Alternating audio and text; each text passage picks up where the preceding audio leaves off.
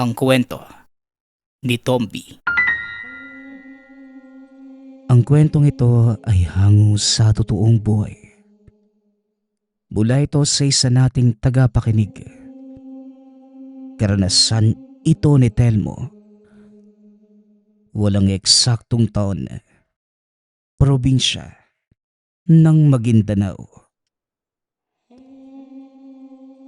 Napabuntong hininga na lamang si Telmo nang mabalitaan ang nangyari sa kasamahan sa trabaho. Natagpuan itong nakahandusay sa gitna ng plantasyon. At ang sabi ng karamihan, inaswang ito dahil may nadinig na ingay mula sa nilalang bago nangyari ang insidente. Sinabihan ko siya na wag nang lumabas, kaso hindi nakinig. Lasing eh. Kung alam ko lang na ganito ang kahihinatnan, sana pala sinamahan kong magwala sa labas. Bakit ba kasi hindi ko nadinig yung sigaw nito sa mga sandaling sinalakay? Malapit lang naman yung kubo, pero wala talagang ingay. Imposible naman na hindi ito nakasigaw habang inaatake. Wika ni Mang Juan, ang matandang kasamahan sa trabaho at namamalagi sa kubo ng taniman. Maging ito ay nagtataka sa mga kaganapan. Si Mang Juan na rin mismo ang kumausap sa nag-iimbestigang pulis. Matapos mailigpit ang bangkay, wala nang katanungan ang mga otoridad at nagsibalik ang lahat sa trabaho. Habang abala ang karamihan sa pag-aasikaso ng aning tubo, sumadya si Telmo sa kamalig upang matignan ang mga binabantayang hayop. Unang napansin ang isang baboy na hindi mapirme. Palakad-lakad, binabangga ang ulo sa pader. Ngunit tumigil din ang sitahin niya. Sinuri niya ang buong paligid. Wala namang kahinahinala. Ito ang naisip na gawin dahil nitong nakaraang araw lang napapansin ang pag-aligid ng isang matanda sa lugar. Naninigurado lamang kapag may nangyaring masama sa mga alaga. Siya na nagbabantay ang mananagot. Pagkatapos mapakain ang lahat, binalikan ng pansin ang baboy kanina. Ibinabangga na naman ang ulo sa pader, ngunit hindi na gaanong kalakasan. Naglalaway ito at hindi mahawakan. Nagwawala kapag tatangkain. Uy Mikmik, ano bang nangyayari sa'yo? May problema ba? May masakit ba sa'yo? Ang lakas-lakas mo pa kahapon eh. Tapos ngayon nagwawala ka ng husto. Wika ni Telmo sa alagang baboy. Nagsimula na ring magwala kaya tinawag na nito si Mang Juan. Kagabi pa nga yan, Telmo eh. Hindi ko nga alam kung anong iniinda ng baboy na yan. Sinuri ko na pero wala namang diferensya sa katawan.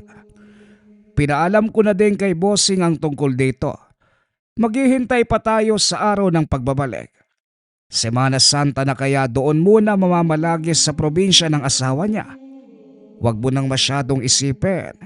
Ganito talaga kapag may alaga. Darating ang puntong magkakasakit. Wika ni Mang Juan. Napatango na lamang si Telmo. Sumama sa matanda para tumulong sa paghahakot ng mga aning tubo. Habang nagtatrabaho, napansin niya ang nagwawalang aso sa dulo. Nagsitakbuhan ang mga kasamahan upang maiwasang makagat. Tahol ng tahol, naglalaway at bawat taong makita, kagad hinahabol.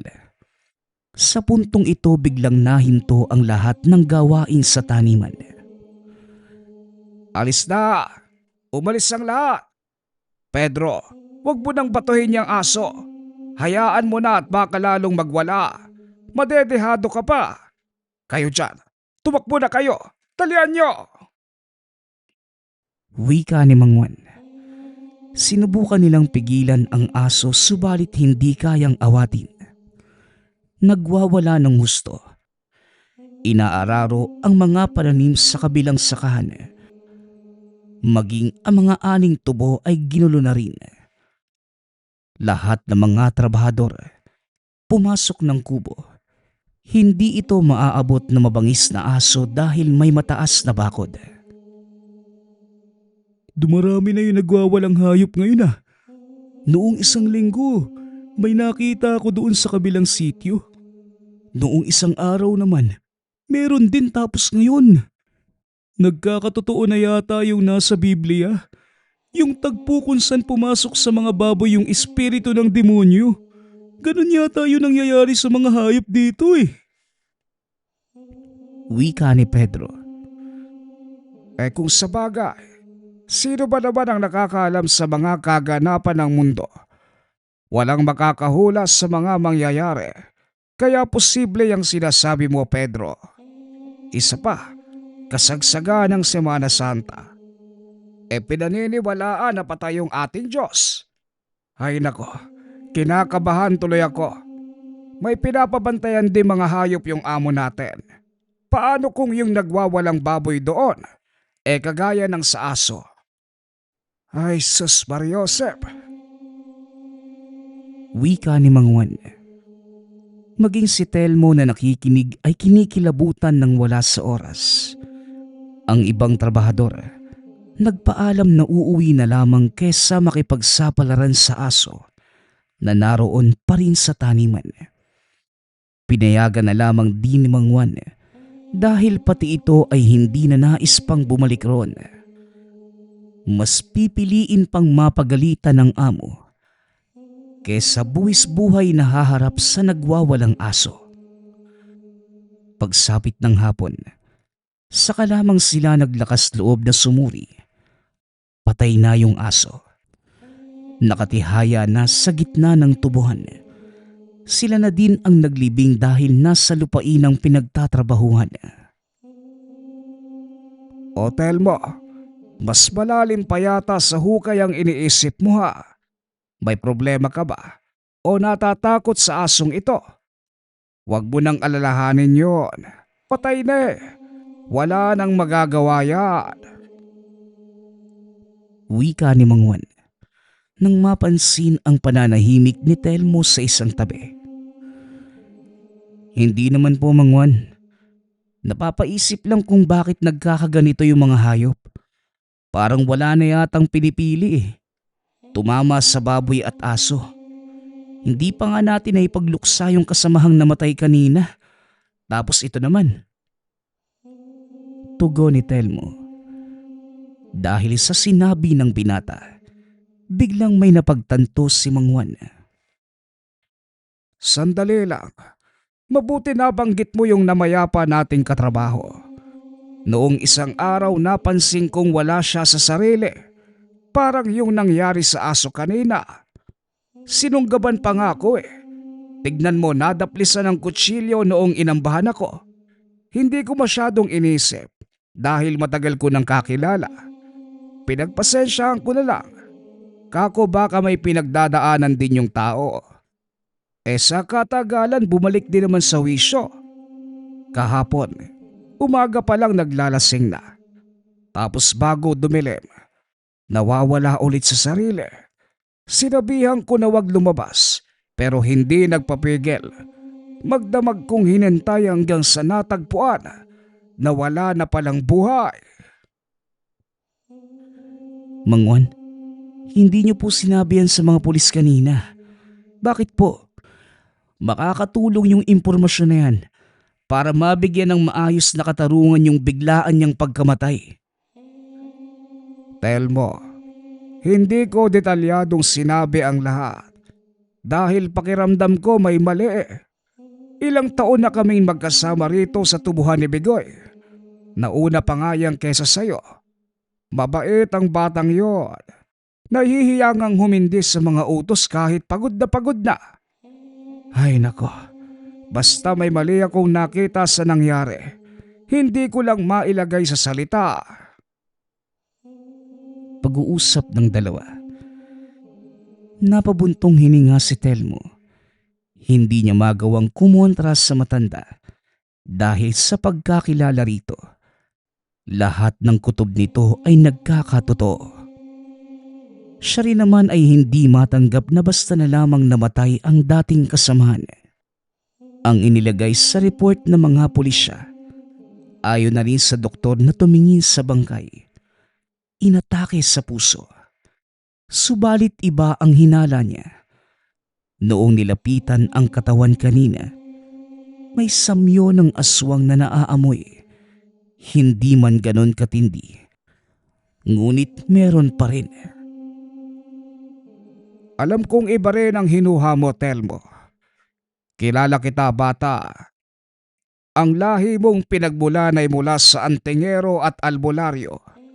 Naniniwala kong nananalaytay sa mga ugat mo ang galing sa pagkilatis kung ang bangkay pinatay ng ordinaryong tao o ng ibang nilalang. Tama ba ko, iho? Tanong ni Mang Juan. Gulat na napatingin si Telmo sa matanda. Hindi inaasahan na madidinig yon mula rito. Sa katunayan, tama si Mang Juan tungkol sa kanyang pinanggalingang angkan. Ngunit matagal nang pumanaw ang mga ninunong Antingero at Albularyo. Siya na lamang ang naiwan na piniling ilihim ang pagkatao kanino man. Hindi na rin matandaan kung kailan ito aksidenteng nabanggit. Ho? Paano niyo po nalaman yung tungkol dito? Nasabi ko po ba sa inyo? Tugon ni Telmo. Noong una, hindi ako sigurado.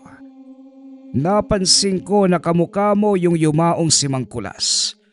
Hindi ko na pinuna dahil baka nagkataon lang at wala kang kinalaman sa matandang Antingero. Nang tumagal ka, nakita ko yung tangan mong medalyon. Ganyan yung tinatanga ng matanda noon na pumuksa sa marami-raming aswang na dumarayo sa iba't ibang bahagi ng Mindanao. Hindi ako pwedeng magkamali. Hindi mo rin naman itinanggi kaya tama ba ako? Muling tanong na matanda. Hindi nakasagot si Telmo.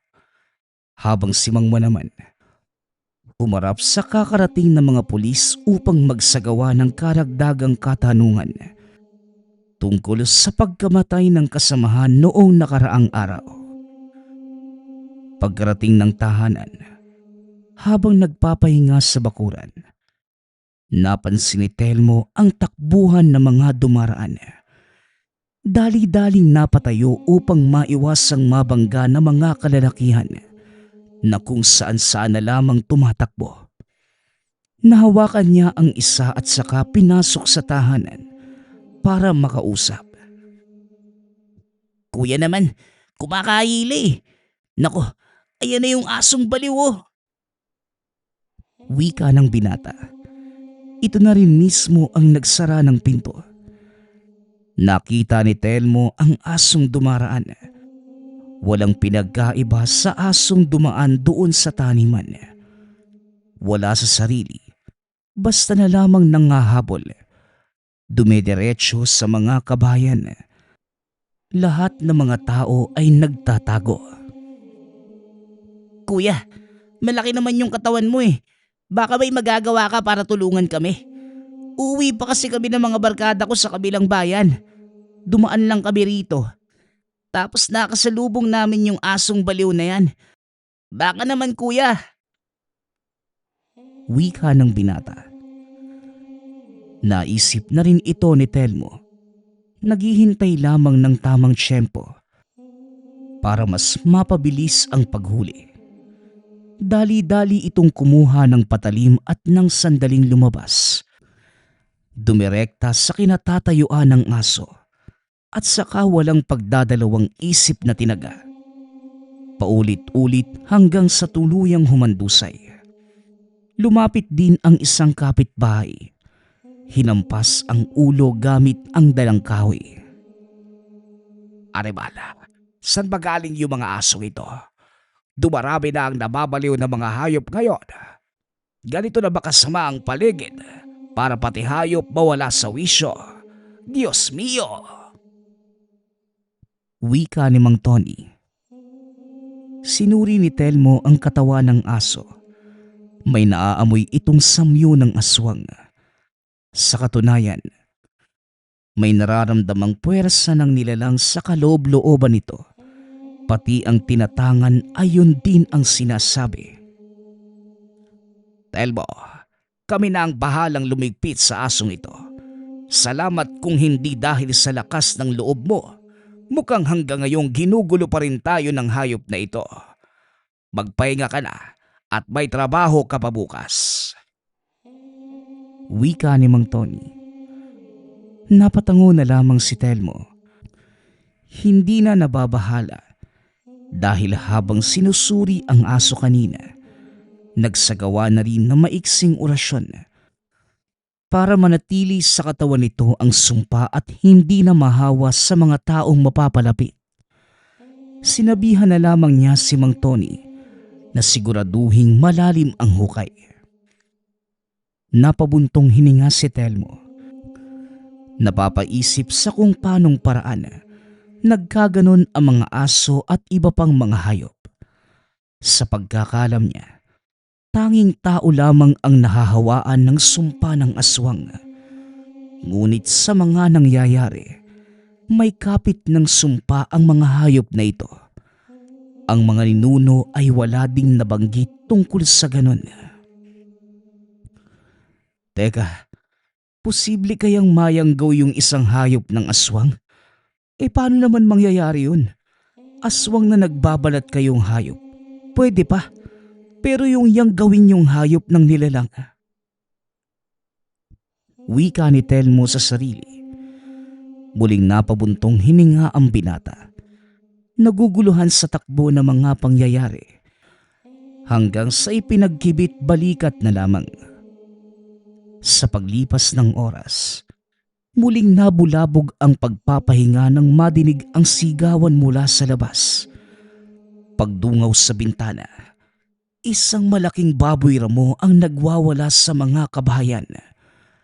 Naroon si Mang Tony, maging ang iba pang kalalakihan na sinisikap pigilan ang nilalang. Ngunit dahil sa laki at lakas, hindi nila magawang pigilan. Nangangamba din para sa sariling kaligtasan. Ilang sandali pa ang lumipas. May iilan na sa kanila ang tumilapon. Matapos banggain, may isa pang napahiyaw na lamang ng kagatin ng nilalang. Dito na kumilos si Telmo. Habang papalapit ang binata, palihim na nagsasambit ng orasyon. Nakita niya kung paano unti-unting nanghina ang baboy ramo. Hindi rin nagtagal. Umandusay sa lupa at nangisay. Dito na rin nagsilapit ang mga kalalakihan para pagtulungang hambalusin. Parang hindi na maganda ang nangyayari. Sunod-sunod na. Una ang aso. Pangalawa itong baboy ramo. Baka mamaya meron na namang susugod ditong baliw na hayop. Jesus Mariosep, paano na tayo makakatulog kung magiging ganito ang kalagayan ng lugar natin? Wika ni Mang Tony. Hindi na talaga maganda. Nangangamba na nga ako para sa maliit kong anak eh. Paano kung mamaya pasukin na nila yung mga bahay-bahay? Wika ng isa pang kapitbahay. Yun na nga eh. Tayo-tayo lang din ang nakatira rito. Malayo pa ang kabilang sityo. Kung ano ang kaganapan, walang ibang magtutulungan, kundi tayo lang rin. Kaya makikiusap ako na sana makiisa para sa kaligtasan. Kung pwede, wag munang matulog. Palipasin ang gabi. Nagising ang lahat para madaling makakilos kung sakaling may darating na naman. Wika ni Mang Tony. Bawat tahanan ay merong isa o dalawang gising. Habang si Mang Tony naman, nasa labas tumambay. Sa kabilang banda hindi mapakali si Telmo, kakaisip sa mga nangyayari. Hanggang sa sumapit na lamang ang umaga, walang nakuhang sagot sa mga katanungan sa isipan. Pagkarating ng taniman, pinatawag siya ni Mang Juan para pag-usapan ang gagawin sa baboy. Nagwala ito kagabi. Naging mas mabangis. Pati yung ibang alaga natin ay nadamay. Kinagat ng kinagat hanggang sa malagutan ng hininga. At kung hindi ako nakarating kagad, malamang ubos na ang lahat ng baboy natin. Walang matitira. Tumawag na ako kay Bossing. Wala ring naisagot dahil nanghihinayang. Dahil ito pa naman ang pinagkakakitaan niya ng malaki. Pagpapaliwanag ni Mang Juan. Yung nagwawalang baboy, nasa na po ba? Nailibing niyo na ba? Tanong ni Telmo. Hindi pa nga eh. Hindi bumalik yung iba nating kasama. Natakot doon sa nagwawalang aso kaya nagpaalam na muna na sa susunod na linggo na papasok. Huwebes Santo na rin naman bukas. Delikado sa labas ng tahanan sa mga panahong to. Hindi ko natapos yung paglibing. Nananakit na rin yung katawan ko kakahukay at kakahila ng mga yan. Mabuti na lang nandito ka. Ikaw na muna ang tumapos ha. Ayos lang ba yun? Tugon ni Mang Juan. Wala pong problema. Ako na pong bahala sa lahat. Magpahinga na lang din po muna kayo. Ako na rito. Wika ni Telmo. Pumayag ito dahil may naisip na gawin.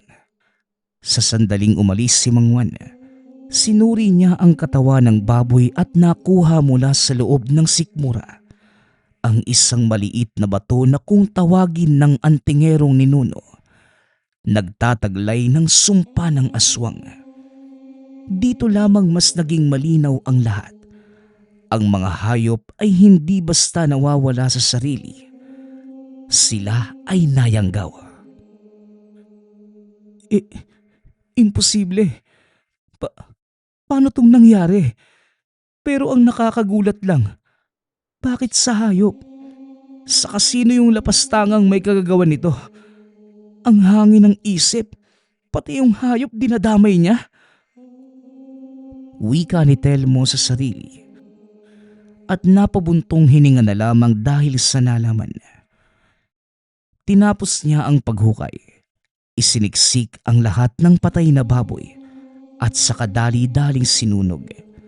Sinabayan na rin ng orasyon upang masiguradong hindi makakahawa ang amoy. Telmo, akala ko tuloy nagkasunog. Kailangan ba talagang silaban yung mga katawan bago ilibing sa hukay?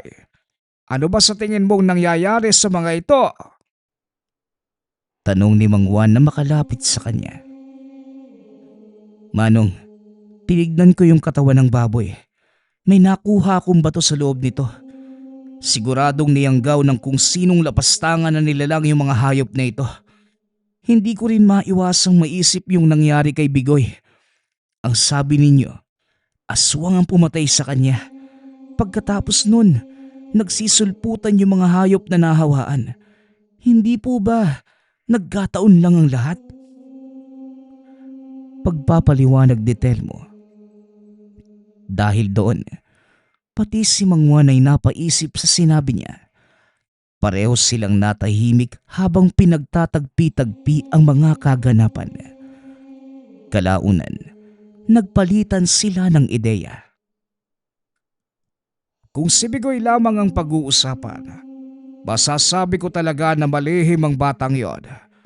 May ilang beses na umalis siya tapos may ikwinentong babae. Hindi ko alam kung kasintahan ba o ano eh. Kinutuban ako dahil sa tuwing uuwi yon, parang may kasamang ibang amoy. Hindi kaya samyo ng aswang? Wika ni Mang Juan. Teka Manong, sino po yung sinasabi niyong babae? Kilala niyo ba? Sa lugar nakatira o kung saan sila nagkikita? Tanong ni Telmo. Yan ang hindi ko sigurado. Pero sa pagkakatanda ko, doon sa may sapa sila nagpapang-abot. Diyan lang siguro yung sapa na tinutukoy niya. Bakit? Ano bang naiisip mong gawin? Wika ni Mang Juan. Nagsama sina Telmo at Mang Juan sa pagpunta doon sa sapa. Maiging sinuri ang paligid. Naghahanap ng kahit anong bakas na makapagtuturo kung anong klasing babae ang kinikita ng yumaong kasamahan. Hindi nagtagal. May nakita nga silang babae sa hindi kalayuan. Kaharap nito ang isang ligaw na aso. Tinahula ng tinahulan ngunit walang takot na sinakmal at saka may kung anong inilagay sa bibig. At nang pakawala ng aso, nangisay ito. At pagkalipas ng ilang sandali, biglang bumangon. Naging mabangis at nagsimulang tumakbo. Binabangga ang bawat mararaanan. Kahoy man o nagkukumpulang mga bato. Binalikan nila ng pansin ng babae. Kumaripas na rin ito ng takbo pagkatapos silang makita. Dali-daling sinundan, ngunit aso ang nakita pagdating sa unahan. Naagaw ang pansin dito at napalaban. Diyos mio, ngayon alam na natin ang dahilan kung bakit nagkakaganito ang mga hayop. Telmo, sikapin mong mahuli ang babaeng yon. Patayin mo kagad, huwag kang mag-aalangan. Isa na yung demonyo. Wika ni Mang Juan. Hindi kagad nakaalis si Telmo para sundan ang babae. Dahil kahit saan mang direksyon bumaling, naroon ang aso. Ilang beses pang natumba pagkatapos banggain. Kagad nagsambit ng orasyon, ngunit huli na. Nakagat na si Mang Juan ng mabangis na aso. Humandusay na rin ang nilalang dahil natamaan ng bisa ng orasyon at nasaksak din ng matanda. Telmo, parang kilala ko na yung babaeng yon. Hindi ako sigurado, pero subukan mong puntahan doon sa kabilang ilog. Yung merong maraming puno ng salise. May nag-iisang kubo doon na kung hindi ako nagkakamali, may nakatirang pinaghihinalaan noon na aswang. Matagal nang walang tao ang tahanang yon. Pero nitong nakaraan, nang magawi ako parang meron na uli. Subukan mo lang, Telmo. Malay natin. Mungkahi ni Mang Juan.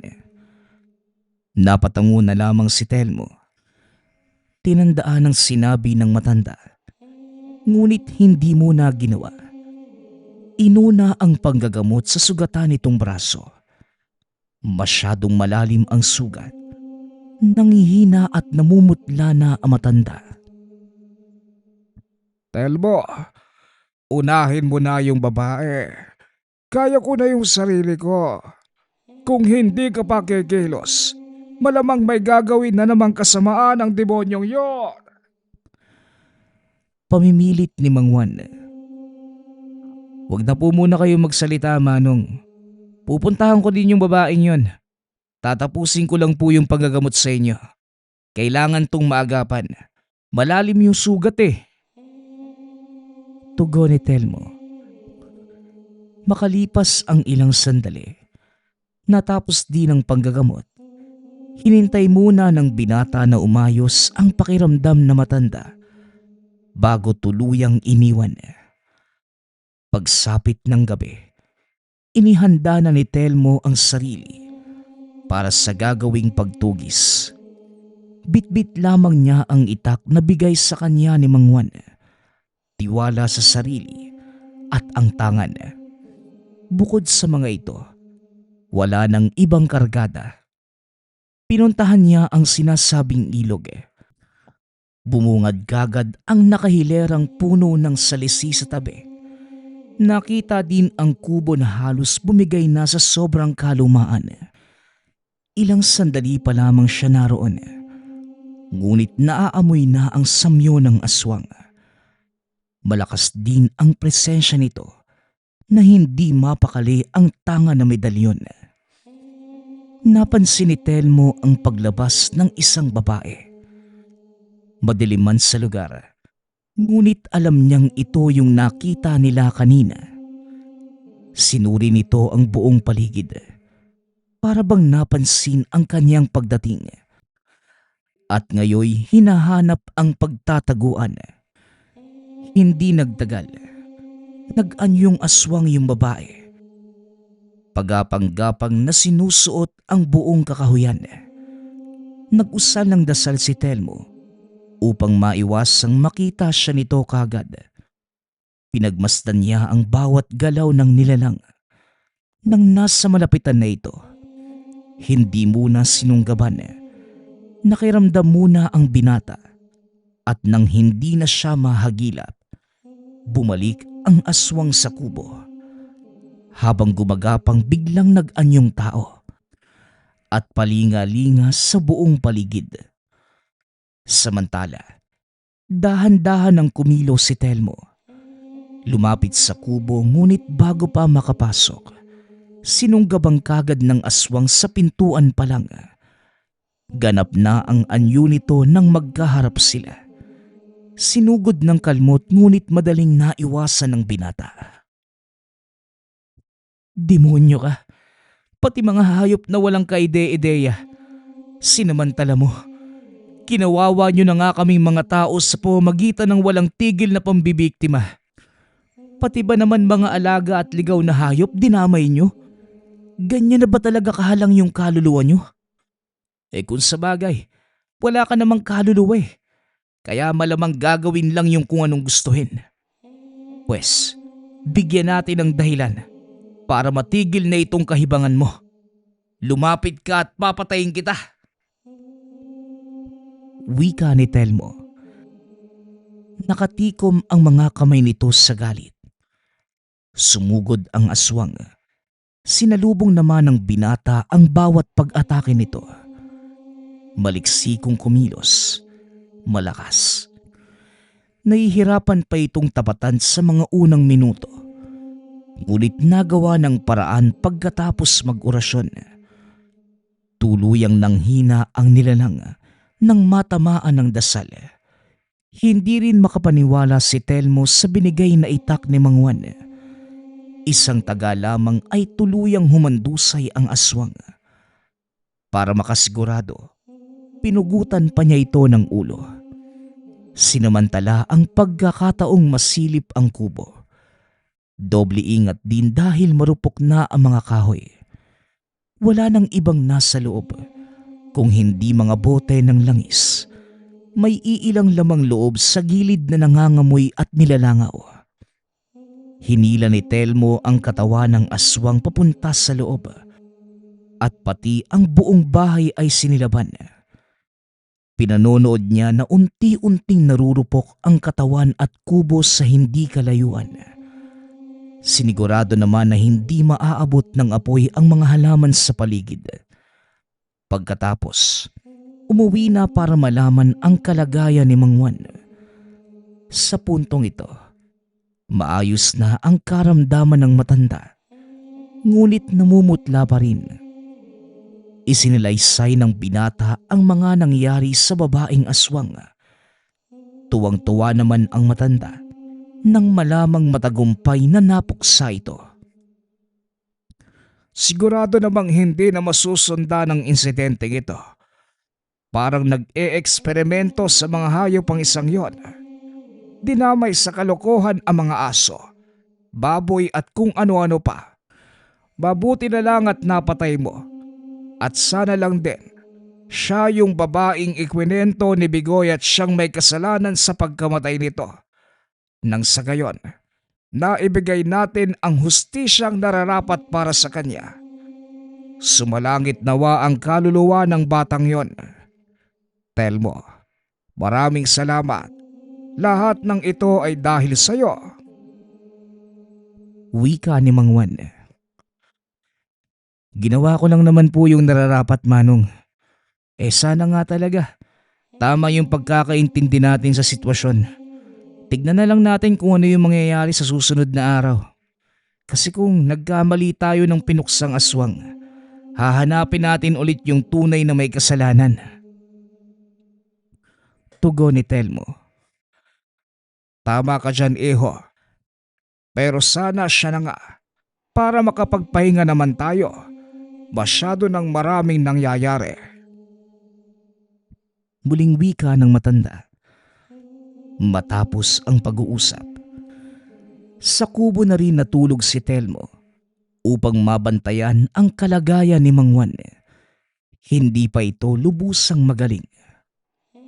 Sa paglipas naman ng mga araw, wala nang naliligaw na mga hayop. Naging payapa na rin ang paligid. Dumaan ng Semana Santa na hindi nasundan ng anumang kababalaghan ang mga naunang kaganapan. Hindi naman maiwasan ni Telmo at Mang Juan na maisip na naging matagumpay ang paghuli nila sa aswang na siyang may kasalanan sa lahat. At dahil doon, dito pa lamang naging panatag ang kanilang kalooban. Ang susunod nating kwento ay mula sa isa nating tagapakinig. Karanasan ito ni Ali. Walang eksaktong taon. Probinsya ng Capiz.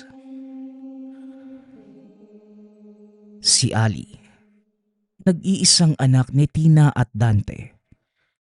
Ngunit dahil batid ng pamilya na hindi ligtas sa lugar, halos lahat ay nagsialis na dahil sa nagaganap na pagkawala ng mga tao doon.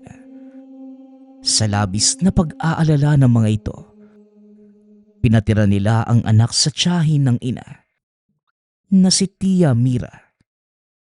Nakapag-asawa ito ng taga Maynila kaya doon na rin siya nanirahan. Ngunit dahil hindi maiwan ni Nanay Tina ang lupaing minanapas sa mga magulang, minabuti niyang wag ng kalakihan ng anak ang lugar. Mas mapapanatag pa ito kung ilalayo doon ang anak. Buo na ba ang pasya mo, Tina? Sumama na lang kaya kayo. Ibenta nyo na ang lupain. Alam mo naman na ni isa sa mga kamag-anak natin wala na dito sa lugar. Wika ni Tia Mira. Magiging maayos kami dito, Tia. Si Ali ang inaalala namin. Magiging masikip ang mundo para sa kanya kung mananatili siya rito. Kaya pakiusap, kayo na ang bahala kay Ali. Huwag kayong mag-alala. Magpapadala po ko ng sustento para sa kanya. Tugon ni Nanay Tina. Tina, hindi usapin ang pera sa mga oras na ito. Aba, ikaw na lang ang natitirang pamilya ko. Hindi naman pwede na pati ikaw mawala pa. Muling wika ng tiyahin.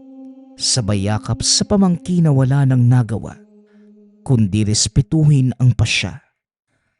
Ayaw din ito na maiwan ang mga alaala ng yumaong magulang. Hanggang sa lumipas ang ilang taon, naging maayos naman ang kalagayan ni Ali. Malayo man sa magulang, napunan naman ni Tia Mira ang pagmamahal bilang isang tunay na magulang. Samantalang ang ama at ina naman, yumabong ang negosyo. Sa kabila ng kaganapan sa lugar, pinili nilang maging positibo at gawa ng pagawaan ng asin ang buong lugar. Dilibot nila sa kabuuang lupain ang mga kwadradong pinatutuyuan ng asin. Sa mahigit 20 taong pagkawalay sa mga magulang, nagpasya ang dalagang umuwi. Ang masaklap dahil ito sa hindi inaasahang pagbubuntis at iniwan siya ng karelasyon. Iniisip ni Ali na ito na ang tamang panahon para makita ang mga taong pinananabikang makasama. Hindi naman na ito pinigilan pa ni Tia Mira na bumalik sa pinagmulan dahil sa sitwasyon at kahilingan na kailangan niya ang pag-unawa at kalinga ng ina. Tanghaling tapat nang dumaong ang roro na sinasakyan. Ilang sandali na lamang ang biyahe. Makikita na niya ang pamilyang matagal nang hindi nasisilayan. Manong, alam niyo po ba yung lugar na ito? Tanong ni Ali. Sabay abot sa nagmamaneho ng isang maliit na papel na may nakasulat na address. Ito ang eksaktong lugar ayon kay Tia Mira. Naku Neng, hindi kami aabot sa lugar na yan eh. Kung gusto mo, ibababa na lang kita sa arko tapos sumakay ka ng habal-habal papasok. Delikado sa lugar kaya iniiwasan ko eh. Kung hindi mo mamasamain, sino bang pupunta mo roon?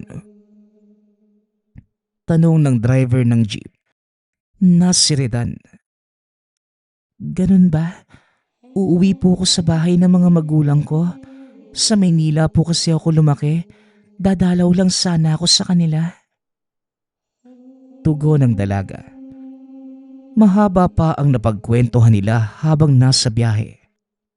Medyo malayo pa ang tinakbo ng sasakyan. Ngunit hindi naman nabagot ang dalaga dahil makwento si Redan. Napag-alaman niya na hindi naman sila nagkakalayo ng edad. Kaya nagpalitan sila ng numero para makapag-text kahit nasa malayo. O paano? Dito ka na. Nakikita mo yung sityo na yan. Mag-iingat ka.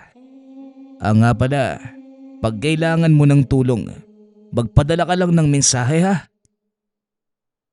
Maraming salamat. Pwede ko na bang lakarin? Mukhang malapit na lang din naman.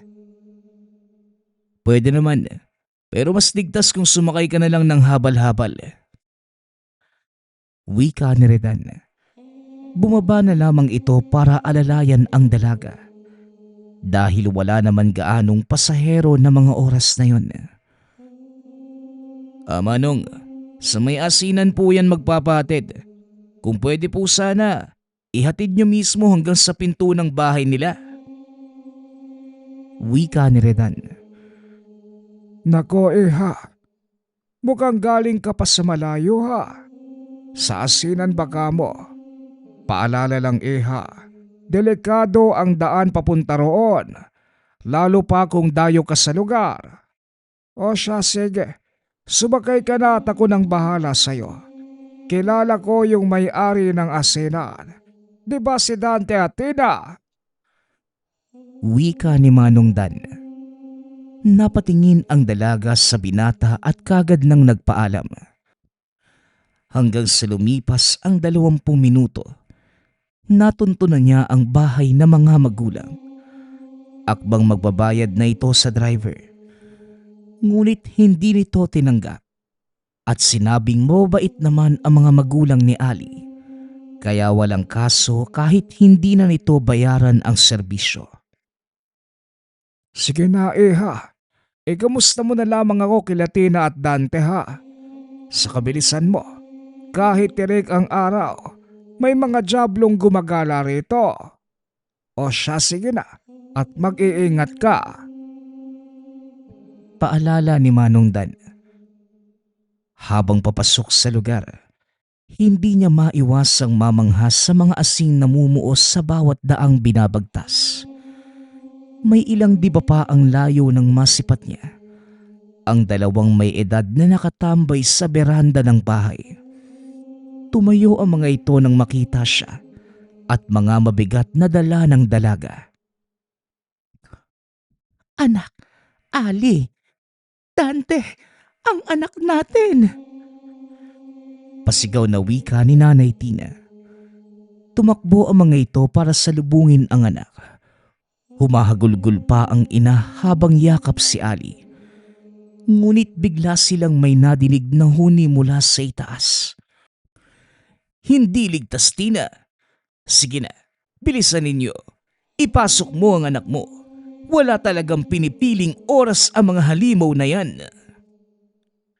Wika ni Tatay Dante. Tara na anak, hindi ka man lang tumawag na darating ka. Hindi man lang tuloy kami nakapaghanda ng tatay mo. Ni hindi ka man lang namin nasundo. Wika ni Nanay Tina. Ayos lang po. Pagpasensyahan niyo na po kung hindi man lang ako nag-abiso. Biglaan lang din po kasi, Nay. Tugon ni Ali. Nagpatuloy ang kanilang usapan sa loob ng tahanan. Sinarado lahat ng pinto at maging mga bintana. Tila nararamdaman nila ang banta sa paligid. Sa pagpapatuloy ng kwento, wala namang sama ng loob ang dalaga sa mga magulang at sinabing sinikap naman ng mga ito na gampanan ang kung anong obligasyon para sa dalaga. Naikwento naman na lahat sa akin ni Lola Mira. Wala na po kayong dapat ipag-alala. Nauunawaan ko po. Pero gusto ko lang pong makasama kayo. Wika ni Ali. Anak, maiba nga ako. May ibang rason ang pag-uwi mo, tama ba? Bakit pumayag ang lola mo na umuwi kang mag-isa? Kahapon lang, tumawag yung lola mo pero hindi ko nasagot. Alam mo naman dito, pawala-wala yung signal. Ang sakin lang, delikado yung lugar na ito lalo pa kung matitiktikan tayo ng mga... Naudlot ang pagsasalita ni Nanay Tina nang may biglang kumatok sa pinto at halos magiba dahil sa lakas. Kinuha ng ama ang bolo na nasa gilid lamang ng kinaroroonan. Sino yan? Pag hindi ka sumagot, mamamatay ka. Wika ni Tatay Dante. Kuya, buksan mo ang pinto. Wika ng lalaki sa labas. Pinagbuksan niya ito at biglang nagulat dahil sa itsura ng kapatid. Hapong-hapon at tila hinahabol ng kung anong halimaw. Habol hininga nitong sinabi na merong malaking problema. Napait si Tatay Dante dahil sa amoy ng kapatid na mukhang hindi naligo ng ilang taon. Delikado. May bisita kayo. Kuya, naaamoy kong may buntis sa bahay na ito. Pinadala ako ni Medring papunta rito. May mangyayaring pagsalakay mamaya papunta sa direksyon ninyo. Wika ng kapatid ni Tatay Danteng si Bugoy. Nag-iisang kapatid na nakapag-asawa ng aswang na si Medring. Dahil sa pagmamahal ay naging ganap din na aswang si Bugoy. Sila ang dahilan kung bakit naging ligtas ang mga magulang ng dalaga.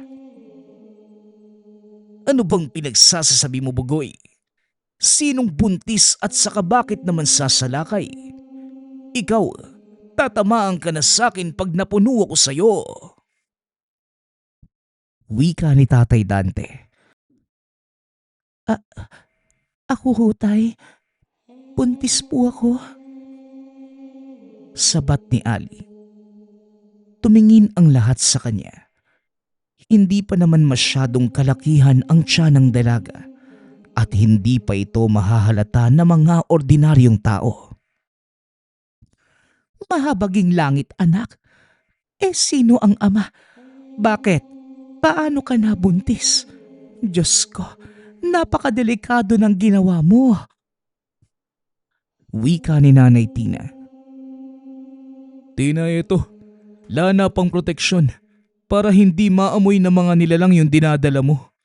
Mamayang gabi, ipahid mo ito sa tiyan niya. Nag-aalala ako, pero kailangan nyo ng proteksyon. Kakausapin ko din si Medring at babantayan namin kayo. Alanganin na kung uuwi pa si Ali ng Maynila ipagpabukas nyo na lang. Wika ni Bugoy. Maraming salamat. Naabala patuloy kayo. Kuya, lahat ng pwedeng maisara, lagyan mo ng mga pangontra. Huwag na kayong lalabas ha. Babalik ako mamaya. Tsaka kuya, unang apo sa angka natin ang dinadala ni Ali. Wika ni Bugoy. Bago umalis, tinignan niya sa muka ang dalaga at tila may inuusal. Itinaas ang kamay at may kung anong ginuhit malapit sa tiyan ng ginawa. Napapitlag ang dalaga dahil naramdaman niya ang paggalaw ng anak. Lalaki, naaamoy ko magandang pangitain sa isisilang mo, Ali. Kaya marami ang maghahangad na mapatayan. Magdadala siya ng malaking banta para sa lahing sumukob sa lugar natin sa mahabang panahon. Wika ni Bugoy. Umalis na ito nang hindi lumilingon. Mag-aalas 6 na mga sandaling yun. Matapos ang huling pag-uusap, hindi na muli pang nagsalita pa ang mga magulang. Habang ang ama naman, abala sa paghasa ng mga itak. Samantalang ang ina ay nagdikdik na ng mga bawang at hinahalo sa asin. Halos lahat ng pwedeng mapasukan ng mga masamang nilalang, nilagyan na nila ng pangontra. Nang matapos ang ina sa ginagawa, sinamahan nito ang anak sa kwarto na nooy balisa at nakakaramdam na ng sobrang init kahit nakabukas ang bentilador. Kinuha ng ina ang lana at pinahid sa tiyan ng anak. Minuto lamang ang lumipas. Biglang may kung anong nilalang na dumapo sa bubungan. Yari sa yero. Tumutunog ito kahit konting galaw lamang. Pumasok na din ang ama sa loob ng kwarto nang mag-ina bit-bit ang mga hinasang itak. Ramdam nila ang pagyanig ng buong bahay. Sunod-sunod na pag-angil at may mga nilalang na nakapalibot sa kanila. Niyakap ng ina si Ali, habang si Mang Dante naman ay hindi mapalagay sa kung anong nangyayari sa labas. Hanggang sa hindi na ito nakatiis at hinawi ng bahagya ang bintana. Sa pagmamasid, nakita mismo ni Tatay Dante ang mga nilalang na nakapalibot sa tahanan. May mga nilalang na malalobo ang figura, habang ang kaharap ng mga ito ay tila kawangis ng bayawa. Kahit nagpalit na ng kaanyuan, namukhaan pa rin ng ama ang kapatid na walang awang pinupugutan ng ulo ang mga nilalang na nagtatangkang pumasok. Sobrang liwanag ng labas dahil sa bilog na buwan. Dagdag pa na walang mga puno o mga damong haharang sa mga matang nagnanais magmasid. Lumipas ang ilang oras. Napanatag na ang ama ni Ali. Nakita niya na sobrang lakas ng puwersang ipinamalas ng lahi na pumanig sa kanila. Hindi na din siya nagtataka kung bakit sa ilang taon naging maayos at tahimik ang buhay nilang mag-asawa. Dante, alam kong nakikinig ka. Ligtas na ang pamilya mo. Sana bukas pagputok ng liwanag, ilikas mo na si Ali habang nabibigyan pa namin ng proteksyon ng lugar. Sa tamang panahon, magaganap ang kung anong nakatakda. Pero sa ngayon, siguraduhin na muna natin ang kaligtasan ng mag-ina. Wika ni Bugoy. Ilang sandali lang ay tumahimik na ang lugar. Mag-alas 4 na pala ng umaga. Sa sobrang dami na mga naganap, ni hindi na nila nagawang matulog. Sinunod ng ama ang sinabi ng kapatid. Kasama ni Tina. Minabuti nitong pansamantalang samahan ang anak sa sakayan. Maaga pa lang, nakaparada na ang jeep na kanilang sasakyan. Nagulat pa nga si Nanay Tina na magkakilala na ang driver ng jeep at anak. Naabisuhan na pala ni Ali si Reda ng gabing malaki ang tensyon sa tahanan. Nang tuluyang maihatid ng ina si Ali sa sakayan ng Roro, umuwi na ito ng tahanan at sinabihan ang anak na bumalik na lamang pagkatapos makapanganak. Nang makita nila at makasama ang anak at apo. Nagpapasalamat nga pala ako sa lahat ng sumusuporta sa ating channel. Nawa ay patuloy niyong suportahan at pakinggan ang ating mga kwento. Hanggang sa muling pakikinig. Paalam.